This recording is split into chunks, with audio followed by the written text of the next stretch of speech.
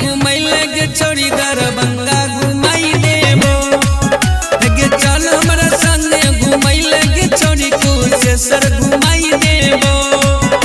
सुपौल घुमाई देबो गे छोड़ी मधुबनी घुमाई देबो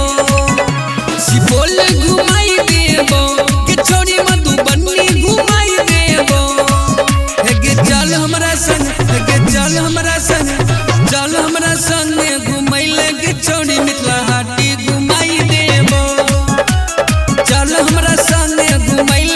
छोड़ी दरभंगा घुमाई देबो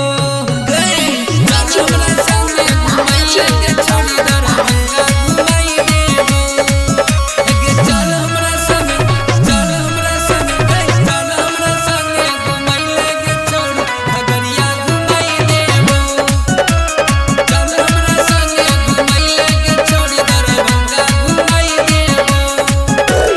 कनमा के बाली छोड़ी देबो तोरा किन गे जल्दी से छोड़ी तू लहंगा पिन गे गे छोड़ी सुन कनमा के बाली छोड़ी देबो तोरा किन गे जल्दी से छोड़ी तू लहंगा पिन गे पायल की नहीं देबो गे छोड़ी न कमुन्नी की नहीं देबो पायल की नहीं देबो गे छोड़ी न कमुन्नी की नहीं देबो गे चल हमरा संगे चल हमरा संगे गई चल हमरा संगे घुमैले गे छोड़ी पूर्णिया घुमाई देबो चल हमरा संगे घुमैले गे छोड़ी दरभंगा घुमाई देबो गे चल न गे चल हमरा संगे घुमैले गे छोड़ी दरभंगा घुमाई देबो गे चल हमरा संगे घुमैले गे छोड़ी खगड़िया घुमाई देबो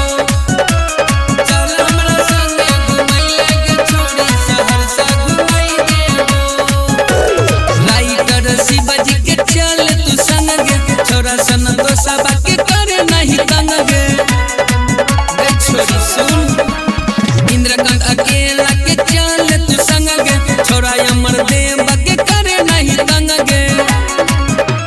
लिट्टी खिलाई देबो गे छोरी समोसा खिलाई देबो चाउमीन खिलाई देबो गे छोरी बर्गर खिलाई देबो गे चल हमरा संगे गे चल हमरा संगे घुमैले गे छोरी सहरसा घुमाई देबो चल हमरा संगे घुमैले गे छोड़ी दरभंगा घुमाई देबो गे चल ने सगरे घुमाई देबो स्टूडियो भोंगेपुर सहरसा।